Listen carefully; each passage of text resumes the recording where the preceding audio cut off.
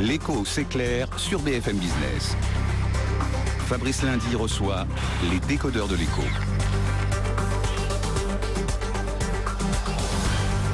Oui, vous commencez à en avoir l'habitude, hein, les décodeurs de l'écho tous les soirs, 19h, 20h30 sur BFM Business à la radio et à la télévision avec une rediffusion de 22h à 23h30. Hein. L'idée c'est que, on pose toutes les questions autour d'un sujet, un sujet d'actualité économique du jour.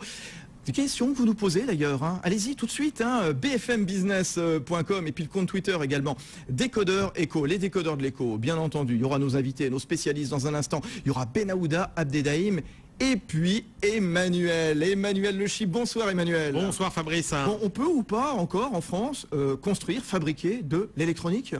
Ce qui est très intéressant avec l'électronique, en fait, c'est que c'est un des secteurs qui est vraiment emblématique à la fois des défis et des opportunités que génère la mondialisation. On a un secteur avec des technologies qui ont été développées dans des pays industrialisés, des pays avancés, et puis soudain ces technologies deviennent mûres, les pays émergents s'en emparent, nous prennent évidemment des parts de marché grâce à des coûts de production et de main-d'œuvre plus bas. Hein. Aujourd'hui, la Chine, c'est quand même 30% de la production mondiale d'électronique. Et donc, tout le défi pour nous, pays développés, c'est d'être capable de monter en gamme, de résister à la concurrence. Et c'est bien là tout l'enjeu pour la France aujourd'hui de relever ce défi. Un défi pour le moment que la France a du mal à relever, hein, et qui dépasse d'ailleurs largement le secteur de l'électronique, qui est le même pour tous les secteurs industriels. Songez quand même qu'en 10 ans, la France a perdu 750 000 emplois industriels et qu'en 3 ans, 900 usines ont fermé leurs portes dans l'Hexagone. Donc c'est un enjeu considérable parce qu'effectivement, il n'y a pas de grande puissance économique aujourd'hui sans grande puissance industrielle. Les décodeurs de l'écho. Sur BFM Business, l'écho, c'est clair. Voilà Emmanuel Le Chip qu'on va retrouver dans un instant. Et puis nos invités qui rentrent dans ce studio de BFM Business. Il y a l'économiste Jean-Louis Levet, grand spécialiste des questions industrielles, auteur de Réindustrialisation. J'écris ton nom, Pierre Gattaz, le président du groupement des fédérations industrielles, également avec nous, Pierre Gattaz. Alors oui, vous venez d'entendre donc Emmanuel Le Chip il y a quelques instants pour bien planter le décor. Et d'ailleurs, écoutez bien, c'est le reportage de Jean-Baptiste Huet. Beaucoup de questions d'ailleurs qui sont posées, qui vont nous servir justement de base pendant cette heure sur BFM Business. Jean-Baptiste Huet, il est allé dans une entreprise qui fabrique de l'électronique, hein, l'entreprise Rohde & Schwarz. C'est à Meudon-la-Forêt dans les Hauts-de-Seine. Rohde & Schwarz, c'est l'excellence industrielle et technologique allemande. La filiale française est l'une des plus importantes branches internationales de ce groupe d'électronique. La PME d'une centaine de salariés est installée à Meudon-la-Forêt depuis 1994. Une entreprise qui fabrique des antennes TNT ou des réseaux de téléphonie sécurisés pour les services secrets. De l'électronique en France, on peut encore en produire, mais une électronique un petit peu particulière, de l'électronique à haute valeur ajoutée, de l'électronique où il y a, on va dire, on est vraiment dans la pointe de la technologie. Les productions de masse, malheureusement, de fort volume, ont disparu de France, hein, il y a une dizaine d'années, où la France était encore un des pays leaders dans la production de téléphones portables. Aujourd'hui, la France reste toujours leader, mais dans l'électronique, par exemple, de défense, dans l'électronique hyperfréquence, dans l'électronique même équipementier automobile. C'est fort peu probable qu'on revoie, on va dire, des productions de produits de grande consommation pour le consumer, etc. C'est fort peu probable parce que, on va dire, nos compétences ne sont plus là. La force de la France, c'est donc son électronique de pointe. Mais attention, pour maintenir ce niveau d'excellence, il faut former des ingénieurs. Justement, chez Rohde & Schwarz, ils représentent presque 30% des effectifs. C'est en fait la matière première de l'entreprise. Or, Jean-Christophe Prunet souligne que la France commence à en manquer. Pendant ce temps, la Chine, elle, en forme chaque année plus d'1 demi-million. Voilà le reportage de Jean-Baptiste Huet pour BFM Business pour les décodeurs de l'écho dans cette entreprise de Meudon-la-Forêt à Rohde & Schwarz. Alors donc Pierre Gattaz, Jean-Louis Levet. Pierre Gattaz, donc à la tête du groupement des fédérations industrielles. Hein. Vous êtes à la tête de Radial également, la grande entreprise d'électronique de pointe en France. Le secteur électronique français, 50 milliards d'euros de chiffre d'affaires, 170 000 salariés, 5 000 entreprises. Comment se porte l'électronique en France, Pierre Gattaz? Alors, l'électronique en France, elle se porte encore bien, mais malheureusement, elle a beaucoup baissé depuis 15 ans, 20 ans.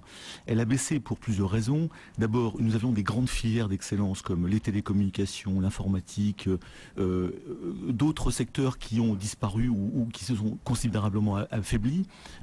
D'autre part, vous avez aussi quelque part de la prospective et des grands marchés comme l'énergie comme EDF par exemple, a été aussi vecteur d'innovation, de réflexion, les télécoms. Et avec la concurrence et la mondialisation, on s'est retrouvé en effet avec des segments de marché en France qui ont disparu, plus de vision, et progressivement la mondialisation qui a fait que nos entreprises, dans certains secteurs, et je pense beaucoup aux télécoms, ont détruit énormément de capacités d'électronique française. Oui, Pierre Gattaz, on va être précis, hein, quand on parle d'industrie électronique, de quelle électronique parle-t-on exactement? Parce que alors absolument. Alors, la palette est extrêmement large. Absolument. Alors vous avez l'électronique que tout le monde connaît, l'électronique grand public. On en a fait en France avec des mobiles chez Sagem, etc. Il y a 10-15 ans. Celle-ci a pratiquement disparu. Il y a encore quelques sociétés comme Arcos, comme Parrot qui essayent d'en faire. Et encore, donc on ne fabrique quasiment plus de téléphones en France. Écoutez, il y en a quasiment plus. Donc tout est parti dans les marchés low cost. En production, la R&D c'est encore autre chose. Bon, il reste encore des laboratoires heureusement en électronique. Et puis vous avez toute l'électronique qu'on dit professionnelle qui adresse encore les marchés de l'aéronautique, de l'automobile, des télécoms, du militaire. Alors cette électronique professionnelle est traditionnellement très très forte en France. On a bénéficié en effet de ces 30 ou 40 glorieuses françaises qui ont permis de développer toute cette électronique où nous étions leaders. Et en effet, encore une fois, cette électronique s'est retrouvée mis à mal. Alors mis à mal, moi j'avais 20 concurrents dans mon secteur de la connectique il y a 30 ans, des boîtes patrimoniales. Et aujourd'hui, je suis quasiment le seul à être en vie en étant patrimonial. Ce qui est surprenant, c'est que, bon, ils ont tous été rachetés ou rachetés, et donc les centres de décision sont partis de France, et donc les usines, progressivement, ont quitté la France. Paradoxalement, l'Allemagne, j'avais une quarantaine de concurrents en Allemagne, eh bien aujourd'hui, ils sont toujours patrimoniaux, ils sont toujours en pleine forme, et ils conquièrent le monde en chassant en meute sur des marchés qu'ils ont gardés. Comme d'habitude, on les connaît justement, et c'est vrai, c'est toujours pareil. Pourquoi les Allemands savent chasser en meute quand nous, on ne le sait pas. On en parlera évidemment dans un instant. Jean-Louis Levet avec nous également. Finalement, quand on écoute Pierre Gattaz, je viens de l'écouter, là, je viens de l'entendre, il y a moins d'électronique grand public. L'industrie électronique, elle existe toujours en France, mais elle s'est resserrée peut-être sur une industrie de niche, une industrie de pointe, c'est ça, Jean-Louis ? Oui, d'abord, il faut peut-être rappeler que ce studio sans électronique ne fonctionnerait pas. L'électronique, finalement, c'est tout ce qui permet de faire circuler et de recevoir l'information. Donc on comprend que dans nos sociétés qui fonctionnent parce qu'il y a des flux d'informations, sans électronique, on ne peut pas fonctionner. Il y en a aussi bien dans l'aéronautique que dans votre réfrigérateur, ou dans l'ordinateur qui est sous votre angle, dans le micro, ou dans les caméras et les spots qui est autour de ce studio. Donc l'électronique, aujourd'hui, c'est devenu absolument vital. Et la question est, effectivement, cette électronique est important parce qu'effectivement, il a un impact sur la productivité des entreprises. C'est-à-dire, quels que soient les secteurs d'activité, l'industrie, les services aux entreprises. Il y a de l'électronique. Il y a de l'électronique. Et donc, si je l'optimise, je suis plus productif, je peux automatiser davantage, etc. Ça a aussi un impact sur les grands secteurs de demain, sur lesquels on va peut-être revenir, la santé, le vieillissement, l'environnement, les technologies propres, etc. La façon de concevoir l'urbanisme des villes différemment. Donc l'électronique est aussi un facteur porteur d'avenir. Et en même temps, comme le disait Pierre Gattaz, ces dernières années, progressivement, nous sommes sortis de toute une série de filières d'excellence. Et donc la question est pourquoi ?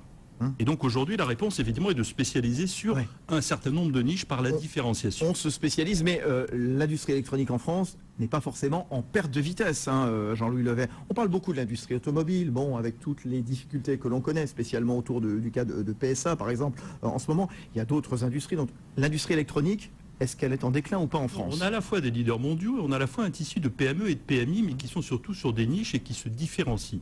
Le problème, c'est qu'en termes de taille critique, nous sommes complètement sortis de l'électronique grand public ou du matériel informatique. Et la question, justement, est de savoir pour quelle raison. Est-ce que c'est propre à l'industrie électronique ou est-ce que c'est propre à l'ensemble de l'industrie française? Et c'est là où il est important de contextualiser. C'est-à-dire que ma thèse, mais je crois qu'on sera d'accord avec Pierre Gattaz, ce que vous disiez à l'instant, c'est comme depuis 3 décennies, la France fait partie de ces rares pays qui a fait le choix d'une économie sans industrie.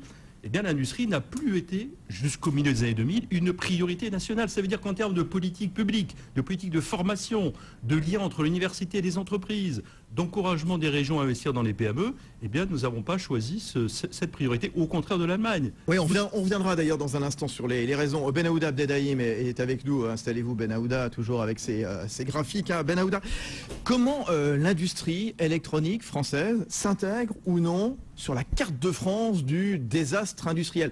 Exprès, j'utilise ce terme un petit peu provocateur, hein, mais voilà, on en parle. Hein. À l'instant, Pierre Gattaz expliquait ce périmètre très large, parfois difficile à comprendre pour les néophytes comme nous. Quoi qu'il en soit, la Fédération des industries électriques, électroniques et de communication a mis en place un observatoire de l'électronique. Malheureusement, ces dernières données précises remontent à mi-2010, autant dire une autre époque, mais quand même, voilà les données qu'on a. L'emploi total entre les usines, les centres de recherche et développement et les structures administratives avoisinerait les 400 000 postes de travail, sachant aussi que c'est censé générer ou avoir généré 1 million d'emplois induits dans des services associés. Tout cela reste là aussi difficilement quantifiable statistiquement, sérieusement et précisément. Alors, quoi qu'il en soit, selon cet observatoire de l'électronique, et dans la carte de France, il y a 8 régions seulement concernées, c'est-à-dire qui représentent les 3/4 des emplois électroniques avec les équipements, les composants et la sous-traitance électronique. On a dans le sous-groupe de tête de régions, Rhône-Alpes en premier, devant l'Île-de-France avec en gros 30-35 000 emplois par région. Un deuxième sous-groupe, on le voit sur la carte, avec les Pays de la Loire, hein, donc Angers, où se trouve cette usine Technicolor de décodeurs.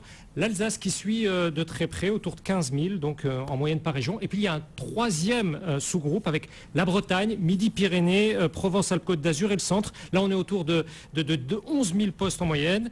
Et on pourrait plutôt dire était certainement, il y a une semaine, le syndicat professionnel des fabricants d'électronique a fait un point d'activité trimestriel régulier. Voici ce qu'il écrit. Le pessimisme est quasi général, les sous-traitants font profil bas. Ce contexte favorise, je cite, les entreprises ayant des solutions de fabrication offshore. Offshore, ça sonne mieux que délocalisation. Oui, c'est ça, mais ça veut dire exactement la même chose. Ben Aouda, Emmanuel Le Chypre. Hein. C'est-à-dire ce pauvre secteur de l'électronique, il a une double malchance. Pourquoi ce pauvre secteur? Parce qu'il a une double malchance. Apparemment, quand on a entendu l'un et l'autre, ça se porte pas si mal que ça. Non, mais ça pourrait, compte tenu effectivement du potentiel qu'a la France, ça pourrait être un secteur qu'on pourrait valoriser beaucoup mieux si on ne s'était pas tiré une série de balles dans le pied, comme la France en a le secret. L'habitude il y a cette malchance historique qui est que c'est un secteur qui a connu un choc compétitif important à la charnière des années 90-2000 et notamment quand la Chine est entrée dans l'OMC en 2001. Donc un choc violent à une époque où nos pouvoirs publics effectivement affichaient un certain désintérêt pour la défense de l'industrie nationale. Hein. C'était l'époque où effectivement des patrons comme ceux d'Alcatel nous parlaient d'un monde avec des entreprises sans usine. C'est l'époque où le gouvernement français a laissé partir des entreprises comme Péchinet par exemple qui ont été complètement démantelées. Donc ça c'est la malchance historique. Et puis il y a une vraie malchance quand même française, alors qui ne touche pas que l'électronique, mais qui pour le coup à mon avis peut se caractériser par 3 phénomènes. C'est que dans le monde complexe qui est celui des années 2000, l'État a perdu son pouvoir d'entraînement qui avait fait le succès de la filière TGV, de la filière nucléaire, du Concorde, etc. La vision de l'État n'était plus adaptée à ce monde changeant et mouvant des années 2000. La deuxième chose, c'est que nos ingénieurs, il ne faut pas oublier qu'à partir des années 90, ils sont partis faire les marioles à la Société Générale ou à la BNP pour inventer les produits dérivés qui nous ont mis dans la cagade avec toute la crise financière, et ils ont déserté un petit peu malheureusement, alors qu'on a les plus grands ingénieurs du monde, ils ont déserté malheureusement le vrai champ de l'industrie. C'est quelque chose qu'on voit aussi dans le BTP. Et puis c'est vrai qu'on paye aussi quand même une politique économique qui depuis 30 ans ne fait qu'encourager la demande, la consommation et qui ne soutient pas l'offre et le tissu productif. Ouais, Pierre Gattaz, finalement, en matière d'électronique grand public, vous nous avez dit tout à l'heure, on ne fabrique plus en France de téléphone ou quasiment plus, même s'il y a encore des centres de recherche. Les téléviseurs, on en fabrique encore en France? Non, de moins en moins malheureusement. Et je me souviens de la grande marque Thomson à une époque. Oui, il y avait Philips aussi. Philips, bon. enfin, bon, mais je pense oui, que dans l'électronique et la filière électronique aujourd'hui, elle est représentée de tas de petites et moyennes entreprises, des grandes aussi. On a des leaders à chaque étage, dans les matériaux de l'électronique, dans les sous-traitants de l'électronique, dans les composants passifs et actifs, comme des gens comme ST, dans les cartes à puce. On est très très bon en câble optique. On a d'ailleurs en France 50% de la production des fibres optiques qui est créée sur le territoire français. Et vous continuez sur l'assemblage. Donc on trouve des bureaux d'études aussi, des logiciels. Je pense à Dassault Systèmes, je pense à Altran également. Et c'est pour ça que c'est très stratégique comme secteur, parce que ça infiltre partout, ça apporte de la productivité, de l'innovation, de l'intelligence à tous les autres secteurs, que ce soit l'automobile, la défense, l'aéronautique. Donc vous trouvez de l'électronique partout. Et en effet, le malheur de cette filière, c'est qu'on s'est reconcentré sur quelques filières qui restent encore en France, comme l'aéronautique, comme le spatial, comme la défense, comme une partie de l'industriel, en tout petit peu encore les télécoms, et que tout le grand public notamment est parti dans les pays très low cost. Alors avec un autre problème qu'on a, c'est que la production qui est essentielle, je dirais, on parle beaucoup de R&D, d'industrie en France, bravo, c'est génial, et je suis le premier à être content de ce qui se passe actuellement sur l'état d'esprit des Français et des politiques. Ceci étant dit, revenons aussi sur la production et les process. Comme vous le disiez très justement, on a été bercé par des informations sur le fabless, le sans production, c'est pas bien la production, ça fait 15 ans. On ne trouve plus, donc des gens sont démotivés pour venir en production dans les process, alors que les Allemands, je reviens, excusez-moi sur ces exemples-là, on considérait toujours que le process industriel, c'était là où vous baissiez les coûts, vous améliorez la qualité, vous baissez les stocks, vous baissez les cycles. C'est essentiel pour faire du premium, du haut de gamme. Donc, on a encore gardé beaucoup de laboratoires d'électronique avec beaucoup d'experts, heureusement, radiofréquence, optique, électronique de base, etc. Mais il y a toute la partie production process qu'il faut faire revenir en France. Voilà, et on y reviendra d'ailleurs dans un instant. Les décodeurs de l'écho, ils sont là avec nous. On va les retrouver. Jean-Louis Levet, Pierre Gattaz, Emmanuel Le Chip, Ben Aouda, Addedaïm. C'est sur BFM Business à la radio et à la télévision. À tout de suite. BFM Business, numéro 1 sur l'économie. Toute la semaine, découvrez les technologies développées aujourd'hui au sein des entreprises. Les entreprises innovent tous les jours à 20h56 sur BFM Business. Les entreprises innovent avec Orange Business Service.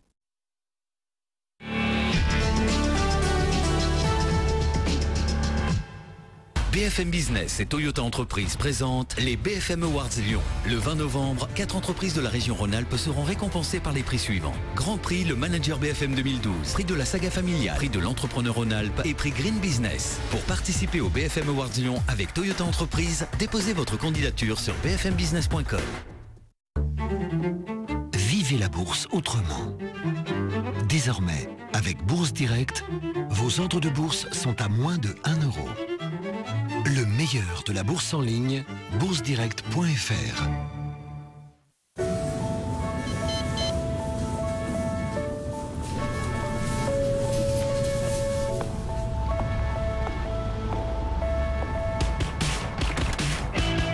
Avec un tableau de bord qui s'adapte à vos envies, un airbag piéton en première mondiale et un design scandinave unique, réveillez enfin votre personnalité. Nouvelle Volvo V40. It's you.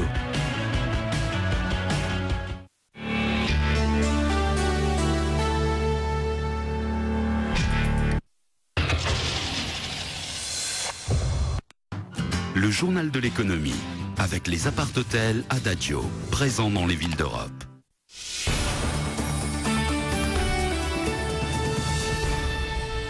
BFM Business, il est 19h passé de 29 minutes. L'essentiel de l'info, un incident chimique s'est produit cet après-midi aux alentours de 16h à la centrale nucléaire de Fessenheim.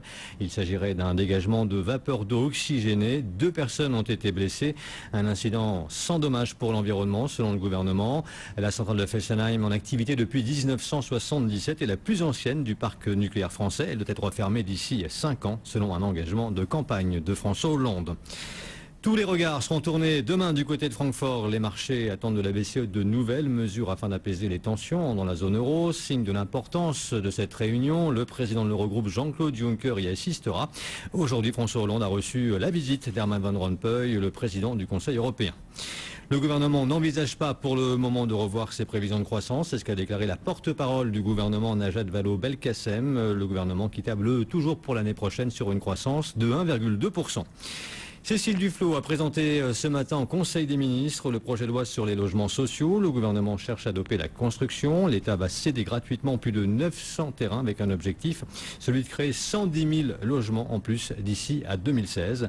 Par ailleurs, Cécile Duflot est favorable à un dispositif d'aide à l'investissement locatif avec la fin du cellier, mais elle précise que rien n'est encore tranché. Premier round de négociations sur les dépassements d'honoraires. Médecins, assurance maladie et mutuelles se sont retrouvés aujourd'hui à la table des discussions. Ils doivent trouver un terrain d'entente d'ici au 17 octobre. L'assurance maladie prône des sanctions. Les syndicats de médecins libéraux sont sceptiques, voire mécontents. Les salariés de Doux seront fixés sur leur sort lundi à 15h. Le tribunal de commerce de Quimper a examiné aujourd'hui les offres de reprise partielle. Elles sont au nombre de 5. Elles prévoient de conserver moins de la moitié des 1700 salariés. La baisse des prix du carburant a profité au centre Leclerc. Michel-Édouard Leclerc, le patron de l'enseigne, nous a annoncé tout à l'heure sur BFM Business qu'il allait gagner des parts de marché depuis une semaine, que ses ventes avaient grimpé de 30%. Un diplomate nommé à la tête des services secrets français, François Sénémo, prend les commandes de la DGSE, la Direction Générale de la Sécurité Extérieure. Il s'agit d'une première. La DGSE compte 6 000 hommes. L'ADOPI défend son action. La haute autorité chargée de lutter contre le téléchargement illégal estime avoir rempli sa mission et elle s'inquiète surtout d'une réduction de ses moyens. Cet été, la ministre de la Culture, Aurélie Filippetti, l'avait accusé de coûter trop cher au regard des résultats. Et puis ça pourrait être la bataille de la dernière chance pour Nokia. Le fabricant finlandais a dévoilé tout à l'heure à New York son nouveau smartphone, le Lumia 920. Un appareil conçu avec Microsoft. Nokia espère frapper un grand coup, rattraper son retard sur Apple, Samsung et Google. Le titre Nokia, en tout cas, s'est effondré de 15% dans la foulée de la présentation du nouveau smartphone. Vous êtes sur BFM Business, il est 19h, passé de 32 minutes.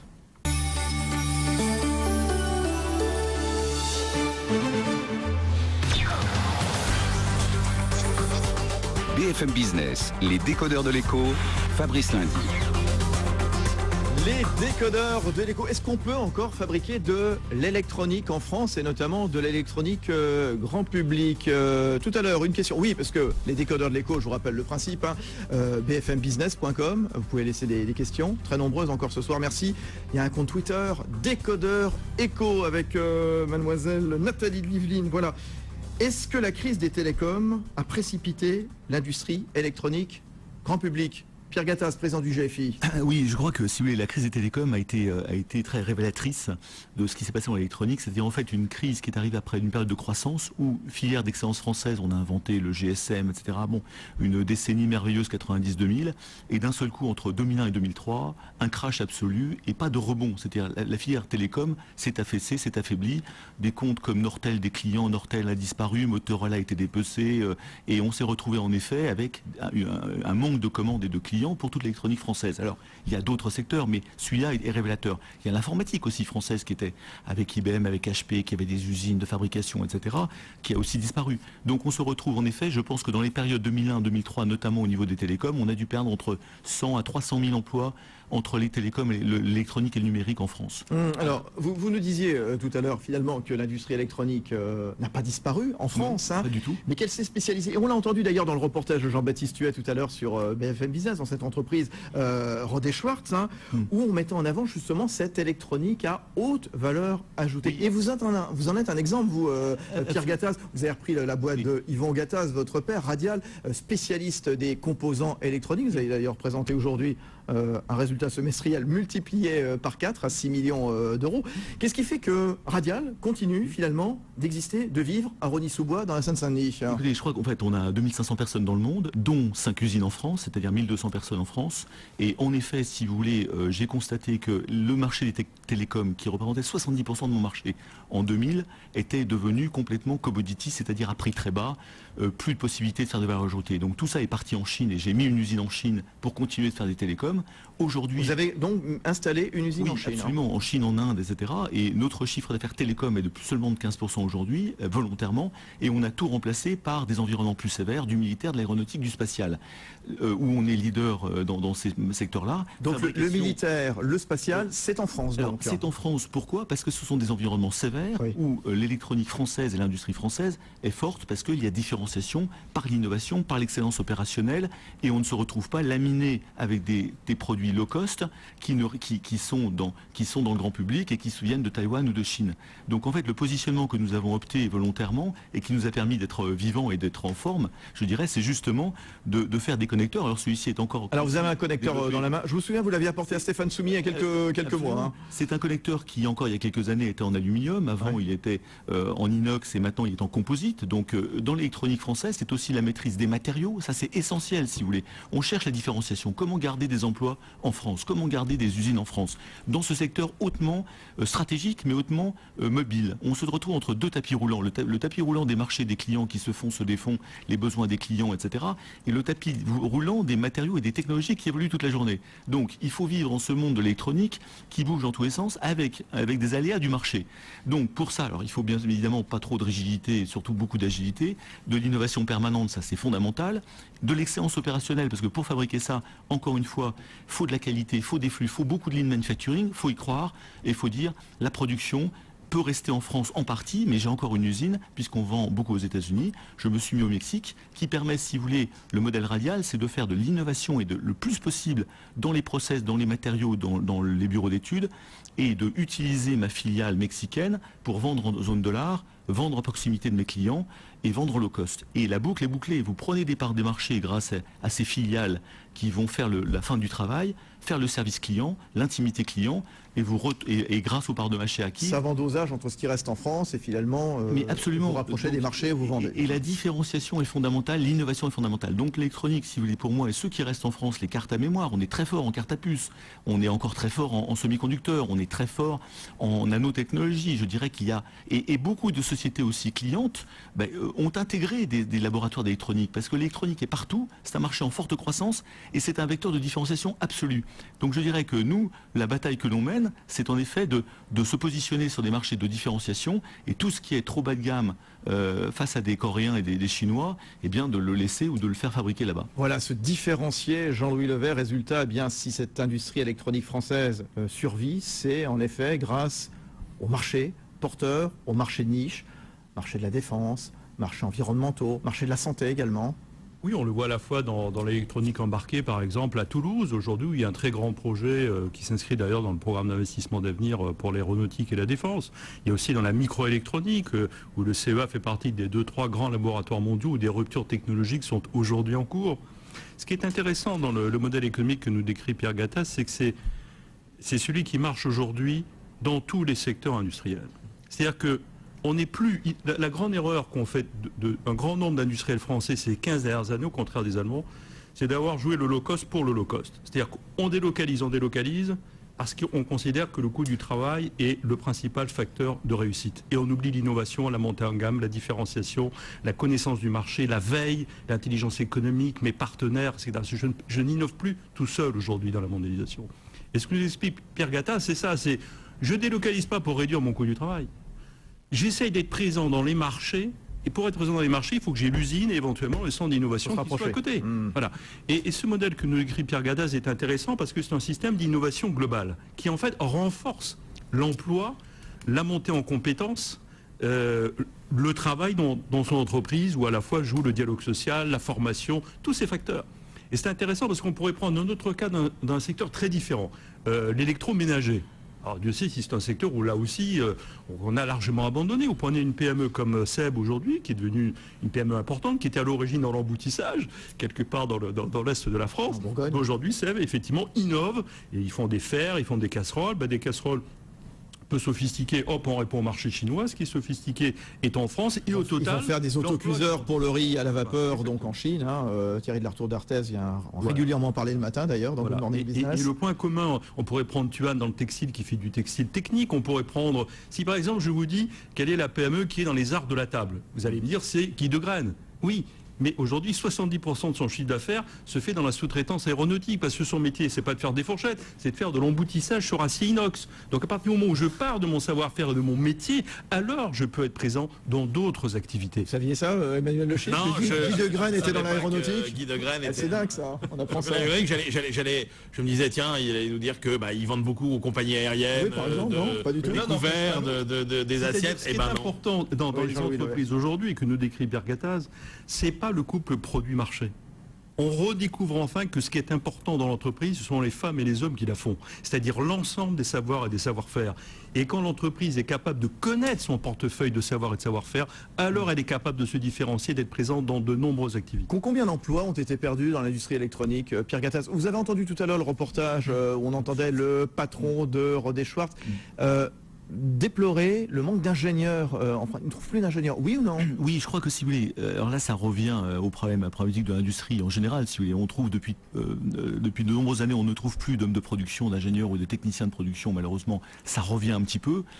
Et en effet, l'électronique a perdu un peu de sa superbe. On en trouve encore, mais il faut reparler positivement de l'industrie, de l'électronique, de tout ce que peut apporter l'électronique, de réattirer à la fois nos jeunes vers des métiers d'ingénieurs et de techniciens dans l'électronique et le numérique, parce que l'électronique, si vous voulez, en effet, tel qu'on en parle jusque maintenant, c'est très hardware, mais l'électronique, c'est aussi beaucoup de logiciels, c'est du numérique, c'est-à-dire qu'on est dans un monde qui évolue énormément et qui intègre de plus en plus d'intelligence logicielle. Donc l'électronique embarquée, ça se rapproche en effet de plus en plus, les frontières sont très ténues avec tout ce qui est le monde du numérique et le monde après d'Internet et du digital. Les technologies se croisent, on n'est plus dans des mondes en silo comme nous l'étions il y a 20 ou 30 ans. Les technologies se croisent, donc en fait il faut, et en effet on s'aperçoit que malheureusement dans nos écoles d'ingénieurs, eh bien les options purement électroniques eh bien, sont de moins en moins peuplées par nos jeunes.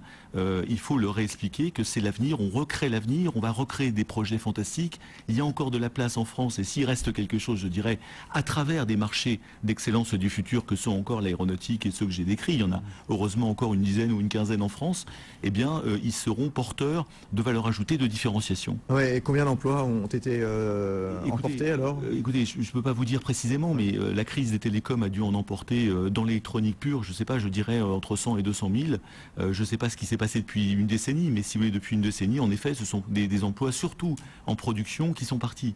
Alors ce ne sont pas forcément les emplois de valeur ajoutée, heureusement, complètement, mais ceci étant dit, il ne faut pas se lamenter, il faut dire aussi qu'il y a plein de sociétés qui gagnent, il y a encore un tissu merveilleux, on a un pôle à Grenoble fantastique de micro et de nano. Par contre, alors, il y a un problème d'investissement dans certains secteurs de l'électronique. Je sais que par exemple dans la microélectronique, eh bien l'évolution des marchés des technologies fait que ce n'est plus 1 milliard de francs qu'il faut mettre, c'est 1 milliard d'euros, parfois c'est 2 milliards sur de nouvelles technologies. Donc là se pose la question de la mutualisation et de la vision européenne de l'électronique dans certains segments. On ne peut plus jouer seul. Moi, je peux encore jouer seul avec mes connecteurs parce que je maîtrise mon autofinancement et mes technos, etc. Mais de plus en plus, j'ai des partenaires sur les matériaux de recherche d'université, des sociétés comme dans les semi-conducteurs. Eh bien, je pense que les investissements sont très lourds et que au niveau de la France, ça peut on peut se poser des questions sur des mutualisations européennes. Bon, vous avez le sourire, Emmanuel. C'est positif tout ce qu'on entend ce soir. Oui, c'est positif. Et puis il y a des pays qui ont réussi aussi à résister, et notamment des pays qui étaient vraiment sur le premier front face à la concurrence chinoise, par exemple. C'est le Japon. Les entreprises japonaises, elles ont réussi à résister avec des règles assez simples, effectivement, qui consistaient à dire ne nous battons pas sur ce qui paraît déjà perdu. Et c'est vrai que, par exemple, beaucoup d'entreprises japonaises dans l'électronique disaient dès l'instant où les coûts de production dépassent 5% du coût total d'un produit, hop, on délocalise. En revanche, chez nous, on construit des espèces de bunkers parce qu'il faut reconnaître que les Japonais avaient très peur de la contrefaçon, etc. Et donc ils ont construit chez eux des usines bunkers dans lesquelles ils continuent effectivement à développer des produits très haut de gamme. On se retrouve dans un instant. Les décodeurs de l'écho, on passe un bon moment, c'est passionnant tout de suite. On voit, il n'y a pas forcément de sinistrose. Il y a une place pour l'industrie électronique en France, une industrie de pointe dans les niches. On continue dans un instant, à tout de suite. Les décodeurs de l'écho. Sur BFM Business, l'écho, c'est clair. Demain, 6h, 9h sur BFM Business. Chronique, édito, interview, écoutez vibrer la planète écho. Toutes les infos pour bien démarrer la journée dans Good Morning Business avec Stéphane Soulier. Retrouvez-moi demain matin 6h pour attraper la première vague. C'est toujours la meilleure. BFM Business, les décodeurs de l'écho, Fabrice Lundi. Et on continue les décodeurs de l'écho, hein. Notez-le, c'est le nouveau rendez-vous de BFM Business le soir, 19h, 20h30, radio, télévision, bien sûr. Toutes les façons de recevoir la télévision, c'est impossible de nous louper, hein, sur les tablettes, oui c'est vrai Jean-Louis, les tablettes iPad, les téléphones, faudra le faire exprès. C'est de l'électronique, Pierre Gattaz bien sûr, le canal 55 de CanalSat, toutes les box ADSL, Free, SFR, Bouygues, Orange, Numéricable, enfin voilà, partout, la TNT francilienne numéro 24 bien entendu, avec une rediff de 22h à 23h30, avec, tiens, on parlait du Japon il y a un instant, vraiment, Philippe, tiens, de Biarritz, hein, qui doit nous suivre normalement à la télévision avec les box ADSL, je ne sais pas. Peut-on faire le parallèle avec le Japon, ce qui se passe en France et le Japon? Finalement, quel regard porter sur les affres de l'industrie électronique japonaise? Moi, je me souviens de pertes records pour Sony, pour Panasonic, pour Sharp également. L'industrie japonaise, elle n'est peut-être pas aussi florissante que ça, Emmanuel Le Chib. Il a raison. Alors, là, Philippe. Oui, c'est des groupes qui ont eu des difficultés, mais qui ont su, effectivement, là encore, on est dans le côté très emblématique de ces technologies qui sont inventées, qui sont ensuite des technologies qui deviennent matures, qui après, voilà, les pays émergents s'en emparent, et il faut toujours innover, inventer. Et Ceux qui sont emparés de l'industrie japonaise, c'est quoi? Les Coréens, les Chinois? Alors les Coréens sont devenus excessivement forts, mais maintenant les Coréens, ils sont quasiment au niveau des Japonais et des Allemands. C'est-à-dire qu'on peut plus considérer que les Coréens aujourd'hui jouent dans la cour des pays qui jouent plutôt sur les bas coups. Non, les Japonais, ils ont quand même globalement réussi, et on peut pas les comparer à la France. Les deux pays qu'on peut comparer, c'est le Japon et l'Allemagne, qui sont les deux grands pays au cours des années, des 20 dernières années, qui ont réussi à regagner des parts de marché industriels dans le marché mondial et qui ont réussi à recréer des emplois industriels. Ce sont des pays, alors avec beaucoup de délocalisation, hein, on l'a déjà dit ici, pour essayer de garder chez eux les segments à haute valeur ajoutée. C'est très intéressant, ce sont deux pays qui ont bien réussi, on peut les comparer. La France ne peut pas être comparée aujourd'hui à l'exemple japonais ou même à l'exemple allemand. Où elle est partie l'industrie électronique grand public française, Pierre Gattaz? Je crois que si vous voulez, tout ce qui est décodeur, notamment l'électronique grand public, il y a encore des laboratoires d'études et de développement qui sont en France, qui travaillent pour France Télécom, pour les grands opérateurs télécoms. Malheureusement, la production est partie en Roumanie, au Maghreb. Pierre Gattaz, on sait très bien qu'aujourd'hui, les usines ne restent jamais très éloignées des laboratoires. Si vous n'avez plus les usines, Absolument. vous n'avez plus les laboratoires. L'espèce de mythe de la mondialisation qui disait on va leur faire fabriquer les produits pas chers et on va garder chez nous les labos, les ingénieurs, etc. On s'aperçoit que c'est pas vrai. Les labos, ils partent aussi là-bas quand les usines partent. Absolument. Je crois que c'est tout à fait exact. Donc en effet, on est un peu inquiet sur le fait que cette expertise de R&D sur les décodeurs du grand public risque de partir. Alors maintenant, si vous voulez, je reviens juste sur les Japonais. Les Japonais ont réussi quelque chose d'extraordinaire, c'est qu'il faut faire de la différenciation dans nos métiers. C'est vrai partout, dans tous les segments de l'industrie. Les Japonais ont réussi à travailler beaucoup les matériaux dans l'électronique. Et on a vu, lorsqu'il y a eu le tremblement de terre et le tsunami, que les Japonais étaient extrêmement bons, avec des parts de marché incroyables sur la planète, sur des positions électroniques et des matériaux électroniques essentiels pour les pots catalytiques, pour les écrans plats, etc. Et je crois que ça, c'est une leçon. Et les Allemands font la même chose, c'est-à-dire non seulement ils maîtrisent les matériaux en profondeur, mais la mise en œuvre de ces matériaux qui permettent de faire des morceaux de plastique, de l'électronique, des composants de qualité, de haut de gamme. Et ça, il faut comprendre, c'est une démarche d'industriel qui est proche de la science, qui est proche de la recherche. Nous, en France, en effet, faiblesse, on va se concentrer sur le développement, mais on a oublié beaucoup l'amont, donc les matériaux, la recherche, la science, etc., et l'aval, parce que beaucoup de clients sont partis. Moi, je sais qu'encore une fois, au niveau de Radial, j'avais des gens comme Dassault Électronique, TRT, SAT, l'électronique française était monstrueuse, j'avais une centaine de clients. Et là, qu'est-ce qui me reste? Alcatel, Thales, un peu Safran, un peu ADS, et puis ils sont une dizaine de grands comptes si vous voulez de l'électronique. Et ça aussi, alors c'est la mondialisation, mais il faut s'adapter à tout ça. Alors on est parti d'une actualité toute simple, hein, c'est Technicolor, le tribunal de commerce de Nanterre qui va statuer demain sur l'avenir du site d'Angers, dans le Maine-et-Loire, de Technicolor, qui fabrique des décodeurs. On va en parler dans un instant avec Benahouda Abdedaïm. Simplement, voilà ce que nous disait, j'avais à mes côtés, c'était fin juin, juste avant les vacances d'été, Frédéric Rose, le patron de Technicolor. Justement, il y a une explication à ces problèmes dans cette usine d'Angers. On l'écoute. Les problèmes de l'usine sont simplement qu'aujourd'hui, fabriquer en Europe, des décodeurs n'est simplement pas compétitif vu la concurrence principalement asiatique. Voilà, alors c'est de la faute de l'Asie, nous dit Frédéric Rose, nous disait Frédéric Rose, hein, le patron de Technicolor. Benaouda Abdedaïm, est-ce que ce sont les vraies raisons qui pèsent sur cette usine qui fabrique des décodeurs à Angers et qui emploie quelques 500 personnes, 350 personnes exactement? Oui, cet échange-là auquel on assiste depuis 19h10 est très intéressant parce que il est révélateur en tout cas parce qu'il met de côté, il fait abstraction d'une donnée fondamentale qui n'est pas prise en compte dans notre débat ici, ce sont les conséquences de la doctrine de libre-échange. Je m'explique.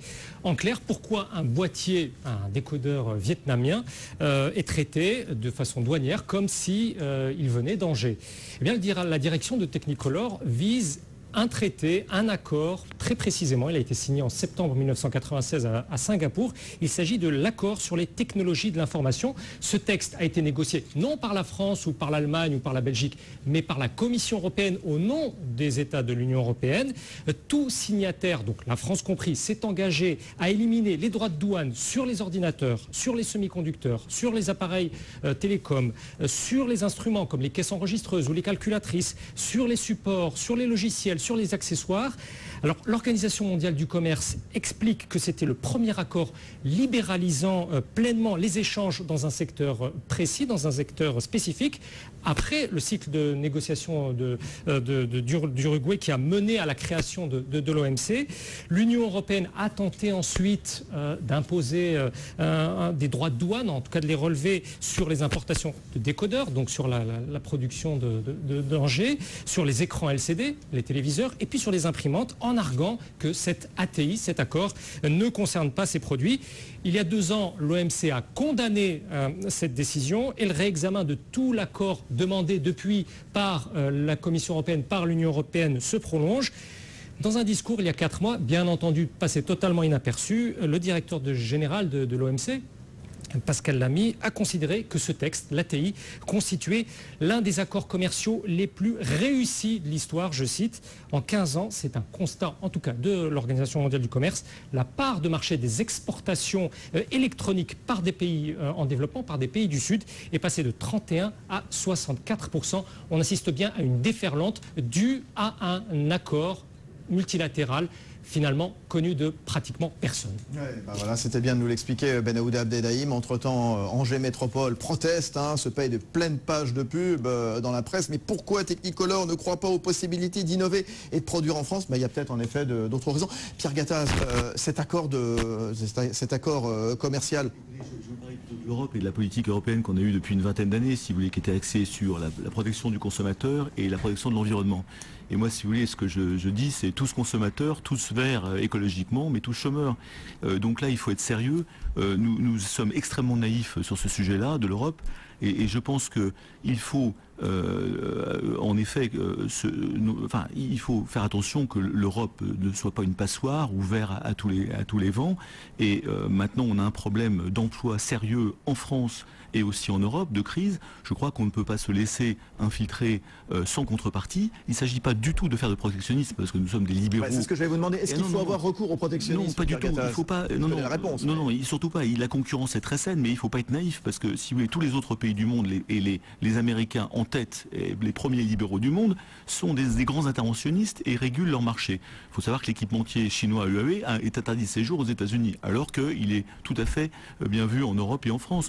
Donc je dis pas non plus pas de protectionnisme, mais de la réciprocité sociale, sociétale, environnementale. Lorsqu'on achète des produits en Chine, et il faut vérifier quand même que ce sont des bons produits de qualité, qu'on respecte les mêmes règles que nous-mêmes, nous Européens ou nous Français. Et deuxièmement, il faut que les marchés publics, ils sont ouverts à 17% en Europe. Il faut savoir qu'au Canada et aux États-Unis, je crois que c'est 5% seulement.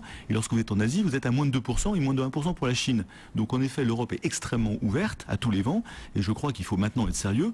Il faut savoir si on veut créer de l'emploi et de la croissance. Je crois que le marché européen est très intéressant. C'est un certain nombre de millions, centaines de millions d'habitants et de consommateurs. Maintenant, il faut savoir dans quel segment de marché on veut et d'équilibrer complètement les échanges. La Corée, par exemple, a un filtre et nous vend beaucoup de voitures en Europe, comme vous le savez tous, et on a beaucoup de mal à vendre des voitures en Corée. Donc il faut être très responsable sur les flux et sur l'emploi. Ce terme d'infiltration, au moment où on apprenait tout à l'heure le nom du nouveau patron des services secrets français, bon, c'est le bon terme vraiment, Jean-Louis Levet?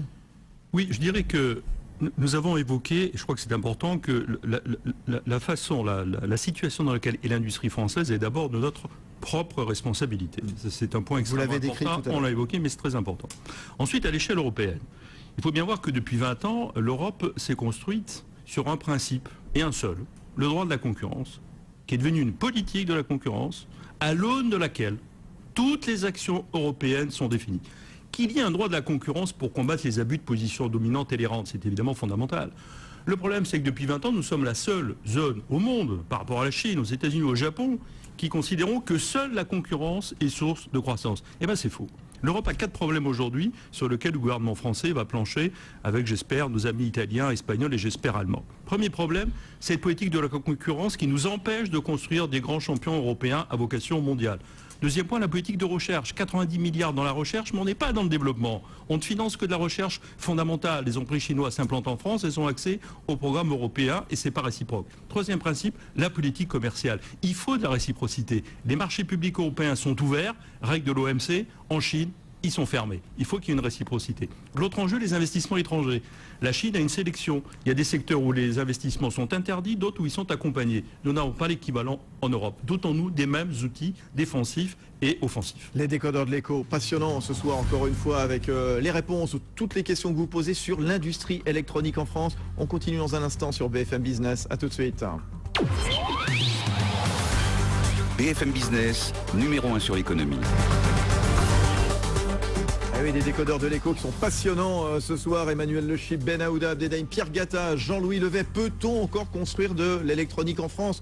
Oui, bien sûr. Alors peut-être pas forcément l'électronique grand public, hein, mais de l'électronique de pointe, de défense, d'environnement, de médecine également. Il y a des niches qui rapportent beaucoup. Des questions ce soir sur le site de BFM Business et puis également sur le compte Twitter, décodeur écho, Michel, Paris.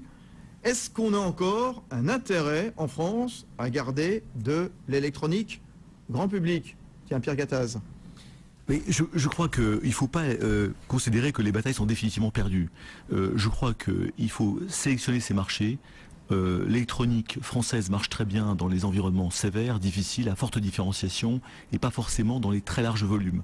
Aujourd'hui, c'est le cas de la France.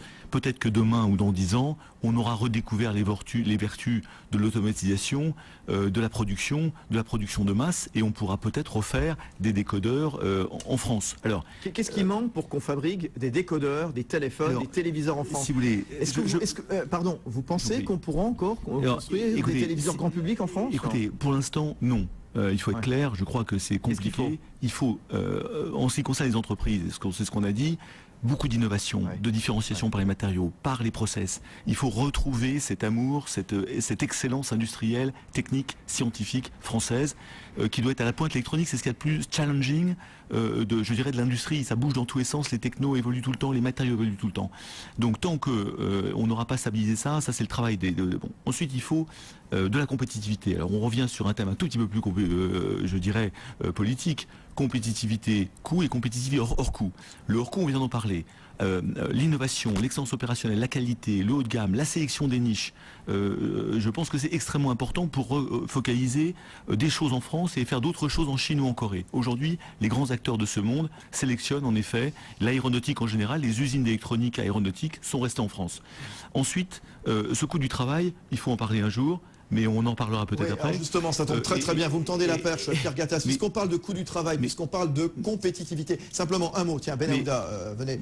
Ben Aouda, Abdeldaïm. Vous reprenez la parole dans un instant. Mais c'est vrai que je voulais absolument que Ben Aouda vous présente le classement du World Economic Forum. Qui montre, c'est un classement qui est vieux de 30 ans, qui montre pour la première fois que la France quitte le top 20, elle est en 21e position, et le classement, c'est aujourd'hui, Pierre Gattaz, vous allez évidemment vous y reconnaître. Ben Aouda, enfin. Oui, donc la France est maintenant en gros à mi-chemin entre l'Allemagne et l'Italie, les deux autres principales économies européennes. Il faut commencer quand même par rappeler que ce classement du Forum économique de Davos relève d'abord de perceptions livrées par des décideurs. C'est important. Il n'y a pas là un croisement, une combinaison de statistiques et d'enquêtes comme peut le faire la Banque mondiale ou l'OCDE. Ceci posé, il faut lire la rubrique française qui est très intéressante du rapport. On voit que c'est la chute de la confiance dans les institutions publiques et privées françaises et des structures financières françaises qui est mise en avant pour justifier cette dégradation, cette sortie du top 20. Ensuite, dès qu'il s'agit du marché du travail et de la politique fiscale, la France tombe dans les profondeurs du classement, au-delà du 110e rang. Et puis, comme c'est quand même aussi le cas pour des pays comme la Belgique. Alors que dès qu'il s'agit des capacité à améliorer la productivité horaire, la productivité technologique, à innover en matière scientifique, là, la compétitivité française, selon ce palmarès, se retrouve toujours parmi les meilleurs au monde. Pierre Gattaz, vous y reconnaissez ce qu'a dit Benoît Abdelhaim? Oui, absolument. Je crois que ce problème d'agilité, de flexibilité est essentiel, car comme je disais tout à l'heure, dans l'industrie, et notamment dans l'industrie électronique, tout bouge dans tous les sens. Vous êtes en perpétuel apprentissage, vous avez les marchés, les clients qui bougent, vous avez les technologies, les matériaux qui bougent. Donc si on rigidifie, je dirais, si on manque de flexibilité, eh bien on va mourir, on va surtout pas avoir confiance dans le pays. Ce qu'on demande donc, c'est ce qu'on appelle la flexi-sécurité, c'est-à-dire flexibilité, mais en sécurisant l'emploi. C'est-à-dire en fait, quand on forme, et moi je le vois à Radial, je forme toute la journée mes ingénieurs, mes cadres, mes techniciens, mes ouvriers. J'ai pas envie qu'ils partent, je n'ai pas envie de les licencier, parce que je les ai formés, c'est un investissement. Donc ce que je demande, c'est du chômage partiel à la façon allemande, Kurzarbeit, très vite à mettre en œuvre, le chômage allemand c'est jusqu'à 18 mois je crois, abondé par l'État. Il y a tout ce travail aussi sur l'entreprise entre la trilogie salaire, durée et emploi, c'est-à-dire en fait de dire oui on va vous garder l'emploi parce qu'on veut vous garder, etc. Mais il va falloir dans les périodes dures de moduler un tout petit peu parce qu'on va se casser la figure si on ne module pas. Oui, on revient sur l'industrie électronique. Jean-Louis Levet, vous avez entendu Pierre Gattaz qui nous dit voilà, il faut travailler sur la compétitivité, le coût du travail, la flexi-sécurité. Il faut être innovant, bien entendu, et il l'est d'ailleurs. Hein. On a compris que l'industrie électronique en France, en tout cas celle qui reste, est une industrie électronique innovante. Est-ce que ça suffit? Alors vous, spécialiste des questions de réindustrialisation, quel peut être le rôle de l'État également au travers de toute cette panoplie de dispositifs qui ont été le grand emprunt, les pôles de compétitivité, la commande publique également? Jean-Louis Levet, comment l'État peut-il venir au secours, en tout cas en soutien de l'industrie électronique française? Il faut comprendre aujourd'hui, tous les Français le savent, que nous sommes face, pour la première fois dans l'histoire moderne, face à des défis majeurs, mondiaux, qui s'additionnent et qui sont inédits. Transition écologique, inégalité sociale et salariale gigantesque, entrée de la Chine dans l'économie mondiale qui bouscule complètement les fondamentaux de la concurrence, qui joue à la fois sur les coûts, la masse critique et l'innovation. Et donc et reconstruire l'Europe aujourd'hui qui est au bord du précipice. Parce que derrière la crise de la dette, c'est une crise en fait de la production. Et donc face à ces défis qui sont immenses, il faut un axe fort. L'axe fort, pour moi en tant qu'économiste, c'est de dire en France, mais aussi en Europe, il faut tout mettre en œuvre pour relancer l'investissement dans les entreprises. Parce que seul l'investissement permet la création d'emplois et des emplois qualifiés. Plus nous aurons d'emplois qualifiés, plus nous pourrons avoir aussi des services de proximité dont nous avons besoin. Il ne faut pas séparer les deux. Et en même temps, éviter un effondrement de la demande. Ça veut dire qu'il faut une politique économique subtile, où à la fois il faut redresser les comptes publics, c'est une évidence, mais il ne faut pas le faire trop vite, sinon vous asphyxiez l'économie et les entreprises n'auront plus de débouchés, parce que la France et la zone euro restent néanmoins le principal débouché des entreprises françaises, notamment des PMI. Je rappelle que l'industrie française exporte 70% dans la zone euro, aujourd'hui qui est en quasi-récession. C'est donc un enjeu fondamental, mais en même temps, il faut mobiliser tous les leviers, la formation, la fiscalité, pour encourager l'investissement des entreprises. Il faut jouer sur les deux tableaux. Oui. C'est pas ou l'offre ou la demande. C'est à la fois maîtriser la demande et la consommation et relancer l'investissement des entreprises. Nous avons besoin des deux, donc d'une vision globale de la compétitivité. C'est pas ou l'un ou l'autre. Pierre Gattaz, je vous donne la parole dans un instant. L'État a-t-il sa carte à jouer? A-t-il un rôle à jouer dans l'industrie électronique? On sait que la défense nationale commande justement toutes sortes de matériel aux grandes entreprises, aux PME. Voilà ce que disait ce matin sur BFM Business Jean-Yves Le Drian, c'est le ministre de la Défense. Il était avec Stéphane Soumier.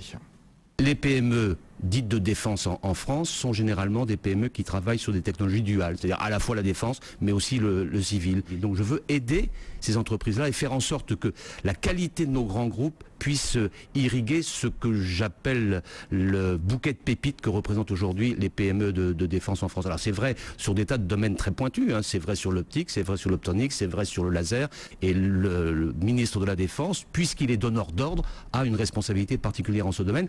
Ouais, c'était Jean-Yves Le Drian, donc le ministre de la Défense ce matin avec Stéphane Soumier dans Good Morning Business sur BFM Business. Pierre Gattaz, oui. L'État donc a un rôle à jouer. Vous attendez de l'État donc qu'il intervienne pour sauver, pour aider en tout cas cette industrie électronique? Absolument, beaucoup moins d'interventionnistes court terme et tactiques comme on peut le voir à droite, à gauche, etc. Mais qui est dénoncé par les Allemands notamment. Mais absolument, et beaucoup plus de réflexion sur le futur. Regardez l'efficacité énergétique par exemple, le débat sur l'énergie. Oui. C'est une matière première fondamentale, stratégique pour tous les pays du monde. Qu'est-ce qu'on a dedans, dans ce bouquet? On a le nucléaire, qu'est-ce qu'on fait? La biomasse, qu'est-ce qu'on fait? Le gaz de schiste, qu'est-ce qu'on fait? L'efficacité énergétique qui permet de réduire la consommation, qu'est-ce qu'on fait? Tout ça n'est traité en global par personne en France depuis 15 ans. Il y a une conférence environnementale dans une semaine. J'espère bien, si vous voulez, qu'on va avoir une vision à 10, 15, 20 ans, un petit peu gaulienne, je suis désolé, mais si vous voulez, sur des réflexions aussi importantes. Ça, vous l'attendez, ça? Moi, je l'attends. Une vision à long terme, une intervention à long terme de l'État. Mais bien sûr, parce qu'après, on va en déduire qu'est-ce qu'on fait dans l'efficacité énergétique, qu'est-ce qu'on fait sur les smart grids, les réseaux électriques de demain, qui permettra non seulement d'avoir d'une fière d'excellence de nouveau exportatrice et innovante en France pour le monde entier, et deuxièmement de créer des emplois, et troisièmement de réduire les déficits. Donc si on n'a pas cette vision, et je ne demande pas à ce que ce soit l'État seul qui ait cette vision, on n'est pas Colbertis, mais faire ça de façon participative avec tous les acteurs et les parties prenantes. Jean-Louis Levet, l'État doit intervenir, c'est bien comme il dit Pierre Gattaz, justement, impulser le mouvement. Le rôle de l'État. À l'instant, vous venez d'afficher la déclaration du patron du MEDEF allemand. Oui, alors on va le rappeler, hein, le patron de la Fédération allemande de l'industrie qui lançait une petite pique contre la France, voilà, on en a parlé. Il est urgent que la France change son modèle trop organisé selon l'interventionnisme de l'État dans l'économie. Voilà ce qu'il disait hier. Je suis désolé, mais il n'a rien compris au modèle français. L'État n'est pas interventionniste depuis 10 ans. L'État est sorti de l'économie et il a produit en échange de la bureaucratie. Il y a une instabilité fiscale permanente et une instabilité réglementaire permanente. D'une certaine façon, l'excès de production de règlements crée un environnement incertain pour l'entreprise et d'une certaine façon, si j'ose dire, il a un peu le fantasme compensateur du fait que l'État n'est plus un État stratège. Donc notre ami allemand n'a rien compris, je l'invite à venir en France pour qu'on puisse mieux s'apprendre. Par contre, l'Allemagne est interventionniste. Il y a 5 ans, l'Allemagne a défini une stratégie allemande de développement technologique en ciblant une vingtaine de secteurs dans lesquels elle alloue ses ressources. Allez. Mais tous ensemble, les entreprises, les länders, le gouvernement allemand. On fera un thème spécial un soir sur les décodeurs de l'écho, le rôle de l'État dans la politique industrielle. État stratège, État partenaire, État mobilisateur de l'ensemble des acteurs. Voilà, l'État qui avait aussi impulsé, on va terminer très court s'il vous plaît Emmanuel, oui.